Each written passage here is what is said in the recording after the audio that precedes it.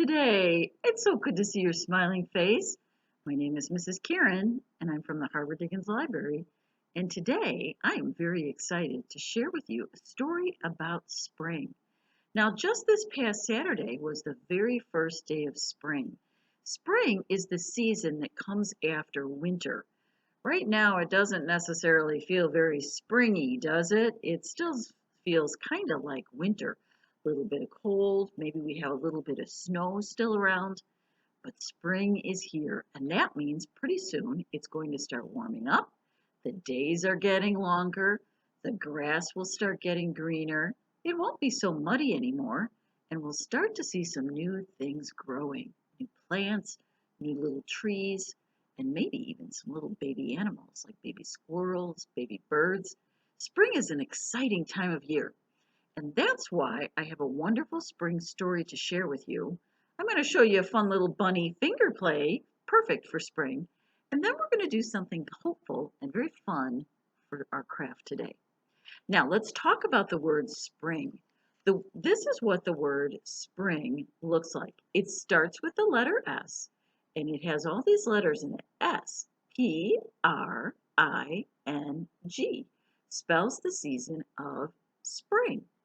Now, for our story today, we have a little boy who's going to go out and plant some seeds because spring is a time for new things to grow.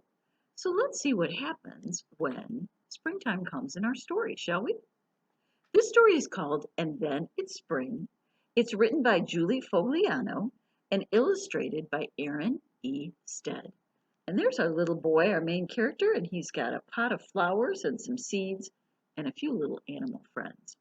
Let's see what they do when it is spring. And then it's spring. There he goes out of his house. He's on his way walking somewhere with his dog. And if you look at the way he's dressed, he's got a ski cap on and a scarf and some mittens. It's very cold right now where he's at. And then it's spring. First, you have brown. All around you have brown. Then there are seeds. You see him dropping a seed right into the ground, that brown ground. And a wish for rain, and then it rains. And it is still brown, but a hopeful, very possible sort of brown. He's hoping that his seeds will start growing, isn't he? And is that a little green? No, it's just brown, sort of brown. Then it is a week. He's still putting more seeds in the ground, isn't he?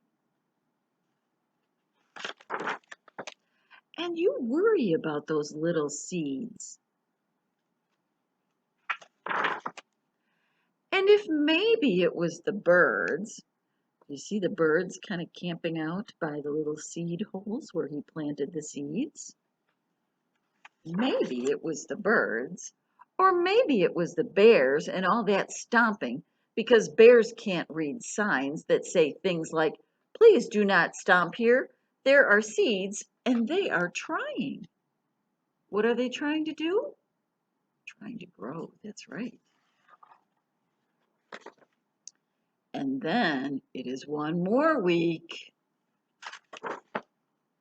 And the brown, still brown, has a greenish hum that you can only hear if you put your ear to the ground and close your eyes too. Because if you close your eyes, what can you hear? You can hear all the creatures under the ground start moving around. The ants and the worms and the little mice. They're starting to wake up from their winter nap, aren't they? And then it is one more week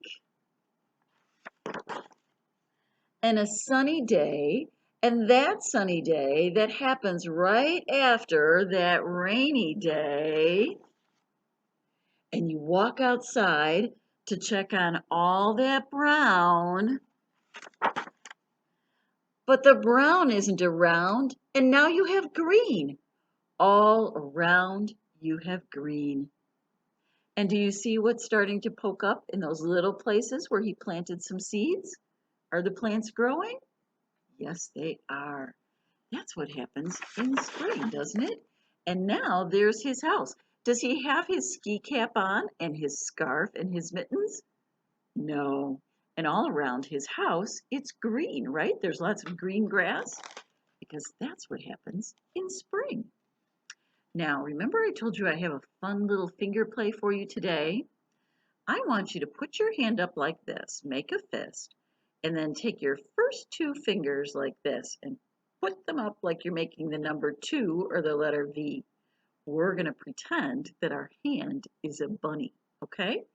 Now your other hand, you're going to need to make a circle, and this circle is going to be the bunny's hole, all right? So here's how this goes. Here is a bunny with ears so funny, and here is his hole in the ground. At the first sound he hears, he pricks up his ears and hops in the hole in the ground. There you go. There's your bunny story. Shall we try that one more time? Get your fist and put your two fingers up so that they look like bunny ears. And then with your other hand, make a hole. That's the bunny's hole. Are you ready? Here is a bunny with ears so funny, and here is his hole in the ground.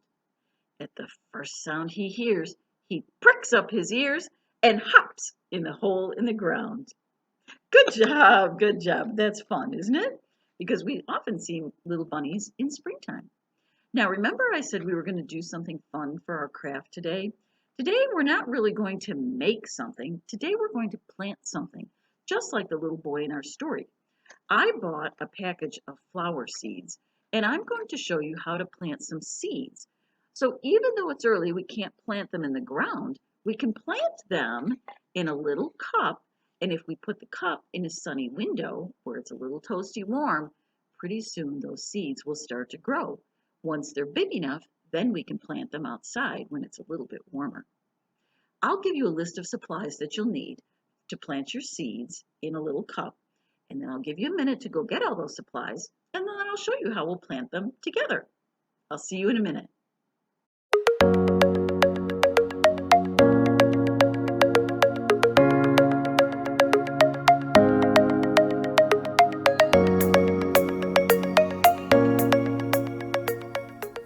Let's get started planting some seeds. Today, I'm going to plant some marigold seeds. You might choose to plant some vegetable seeds or some flower seeds. Either way, we're going to start our seeds the same way. I'm going to tear off the very, very top of the package of seeds. I want to tear off just a little bit of the top so I can get to the seeds, but I want to be able to keep the name of the flower right there so that I can see it if I don't use up all the seeds.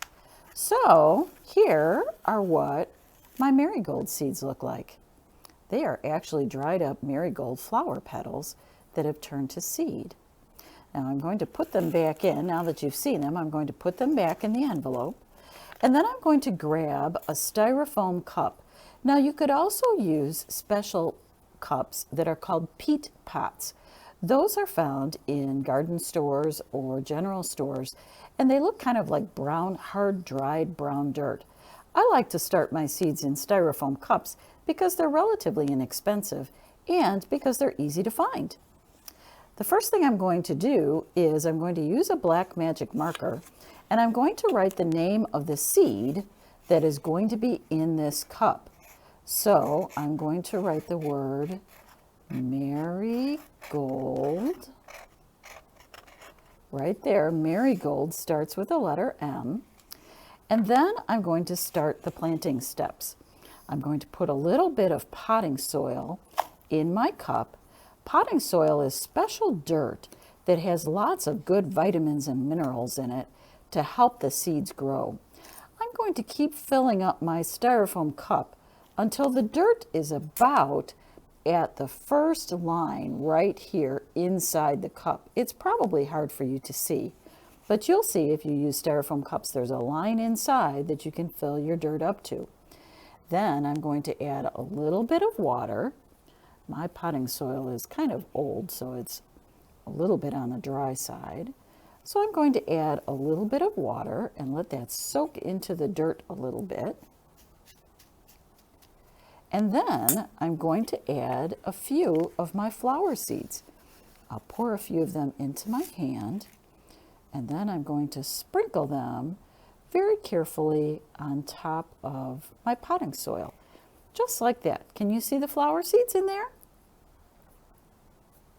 Now, I have to cover up the seeds, so I'll put the leftover seeds back in my envelope, and then I'm going to spread a little bit more of the potting soil on top of those seeds to kind of be a nice warm blanket for those seeds. And then I'll put a little bit more water on top of the dirt and let that soak in. And now I'm going to put my seeds, my cup with my potting soil and my seeds, I'm going to put that by a sunny window at my house, and that warm sun will help warm up the soil and the seeds, and then they'll start to grow. You can keep planting lots of seeds. As you could see in my envelope of seeds, there are lots more seeds to plant. So I'm going to keep planting them. I'll take another styrofoam cup, write the word marigold on here, and then I'll start filling it up and add more seeds. You might need 5 or 6 styrofoam cups to finish off a whole package of seeds, or you could just use half of it inside now with the plants that you're planting in the house now and save the rest for summertime when it's a perfect time to go out in the garden. Did you have fun planting your seeds? There is my cup of marigold seeds. I'm going to put these in a nice window where there's lots of sunlight, and that sunlight will help those marigolds start growing. Once they get pretty big, then I will put them outside in my yard when it gets a little bit warmer. I'm so glad you came to Storytime today. I hope you have fun watching your seeds grow. You can tell me sometime when you come to the library what kind of seeds you planted, because I would love to find out what they are. Thanks so much for coming to Storytime today with me. I always love seeing your smiling face. If you can, stop by the Harvard Dickens Library so I can say hi to you in person. I'd love to see you. Thanks for coming today. I hope you keep reading lots of good books and have fun planting more seeds. I'll see you next time. See you again soon. Bye.